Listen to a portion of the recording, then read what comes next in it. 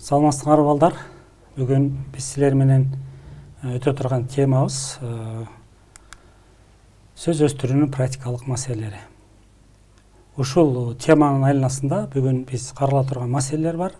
Мына бул маселелердин үстүнө бүгүн силер менен талкуу жүргүзөбүз. Сөз өстүрүү деген эмне? Сөз өстүрүүнүн практикалык маселелери кандай маселелер болот жана алардын технологиялары кандай? Мына ушу 3 маселенин айланасында силер менен сөз болот.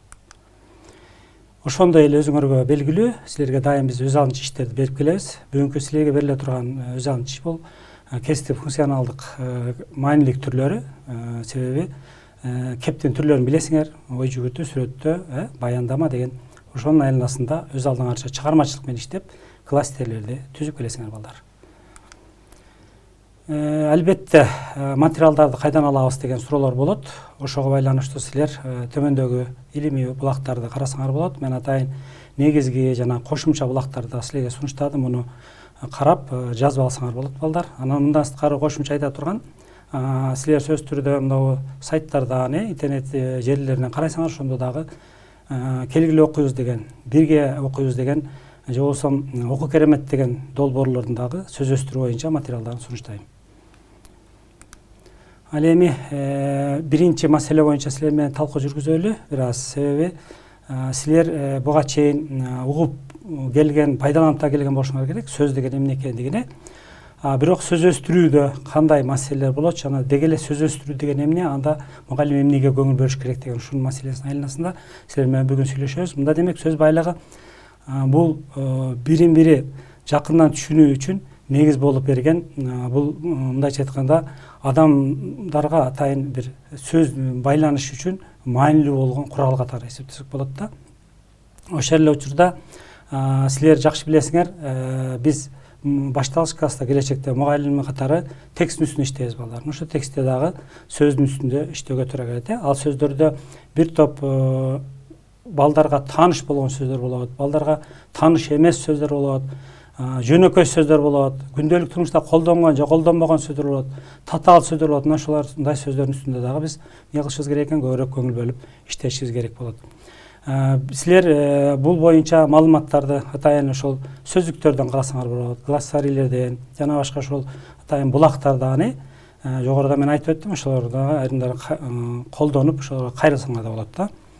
Анан булардын негизинен тилдин пикир алышуудагы өтөгөн кызматы катары биз буга чейин деле өзүбүздүн практикада колдонгонбуз балдар.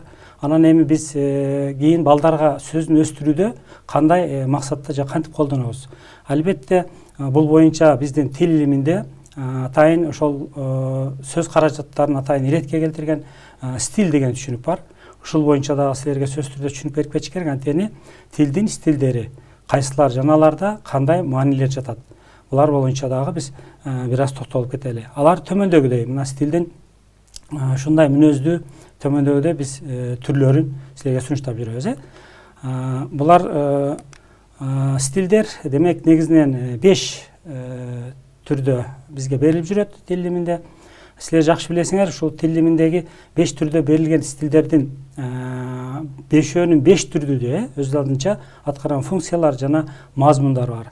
Мына ошолордун арасында көбүрөөк ушул биз жогоруда айткан кептин функционалдык түрлөрүнө дагы тиешелүү болгон, мисалы үчүн баяндама, сүрөттөө, ушуларга дагы тиешелүү болгон жактары болгон стилдер бар. Алардын катарын көркөм стиль толуктайт.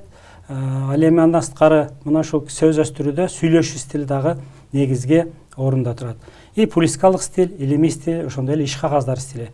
Булардын баардыгы биздин практикабызда эмне колдонулуп жүргөн эле иш процесстер экен. Сөз өстүрүүнүн практикалык маселелеринде биз көбүрөөк ушул жогоруда айткан баяндоо, сүрөттөө жана ошол ой жүгүртүү деген кептин түрлөрүнгө негиз кылып ошолго басым жасап силерге алдык. Анткени ушул 3 түрдүн тегерегинде айрыкча башка сөз өстүрүүдө сөз болот.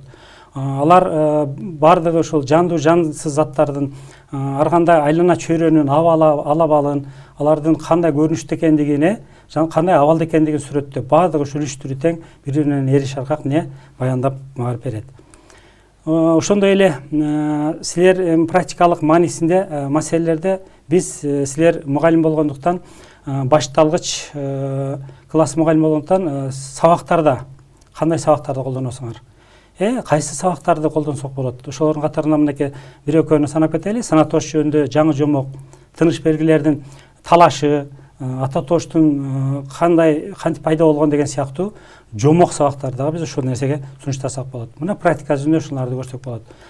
Эми албетте сөз өстүрүүнүн технологиялары катары биз силер менен сөз өстүрүүдө сөздө бирдей деңгээлде маанилүү бир боло бербейт. Булар ар түрдүү деңгээлде болот. Ошондуктан биз окуучулардын көңүлүн кайсы сөзгө топтоону мугалим кантип аныктайт деген суроонун айланасында сөйлөсөк болот да бул жерде. Бул албетте ыкманы атайын методду, усулду бизден талап кылат. Сөз өстүрүүдө мугалимге окуган текстти түшүнүү үчүн негизги сөздөрдү тандоо сунушталат. Мисалы, мугалимдин татаал сөздөргө көбүрөөк көңүл бөлүүсү, балдар үчүн кыйын алып аткан, балдар үчүн тааныш эмес сөздөр да болушу мүмкүн. Ошолорго дагы көбүрөөк көңүл бөлүп, алардын үстүндө иштөөгө туура келет. Булар мындай мүнөздөлөт. Мисалы, булардын окуучулар үчүн чечмелеп окуу оор болгон сөздөр бар. Семантикалык жактан түшүнүү үчүн татаал болгон сөздөр бар. Морфологиялык түзүмү татаал сөздөр бар. Ошондой эле грамматикалык жактан кыйынчылык туудурган сөздөр кездешет экен. Эми жалпысынан биздин ошол жогорудагы айткан ойлордун баардыгын жыйынтыктап келип, мен силерге ушундай суроолорду бергим келет. Силер ошол суроолорго жооп берип, ошол эле учурда төмөндөгүдөй тапшырмаларды дагы биз аткарууга аракет жасасак. Биринчи суроом бул сөз өстүрүү дегенди силер кандай түшүндүңөр, балдар?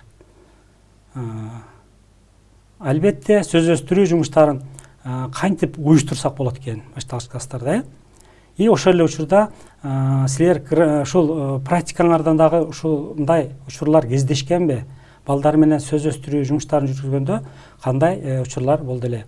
Ошолорду дагы өз алдыңарча баяндап келгенге даярдансаңар болот.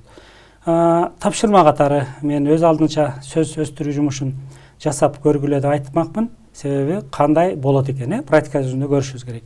Ошондой эле сабактын стандарттык эмес формасында сабактын бир иштелмесин дагы жасап даярдап келгиле. Анда дагы эмнелерге көбүрөөк көңүл бөлөбүз, сөз өстүрүүдө негизинен кайсыларга көбүрөөк көңүл бөлүш керек экен, эмнелерге карашыбыз керек экен. Мына ушул маселени дагы силер өз алдыңарча карап үйдөн иштеп келесиңер деген ойдомун. Ал эми бүгүн күтүлүүчү натыйжалар булар сөз өстүрүү жөнүндө билгичтиктерге ээ болушту. Бүгүн силер сөз өстүрүү технологияларын өздөштүрдүңөр, сөз өстүрүүнүн практикалык маселелерин билдиңер. Негизинен балдар бүгүнкү сабагыбыз ушундай натыйжага ээ болду деп ойлойм. Кийинки сабактардан дагы көрүшкөнчө балдар саламатта калгыла.